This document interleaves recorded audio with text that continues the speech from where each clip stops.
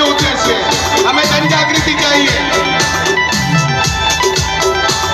मुझे पता है कि यहाँ पे सब लोगों को नाच गाना थोड़ा सा इंटरेस्ट आना चाहिए, इसके लिए सब खड़े हैं यहाँ पे अभी लास्ट में। तो सभी को भी नाचना है और सारे सिंगर आपको अपनी अपनी आवाज में अपना गीत सुनाएंगे। तो आप सभी को नाचना है साथ में, ताकि कलाकार को भी थोड़ा सा जोश आए और वो भी थोड़ा सा हेलो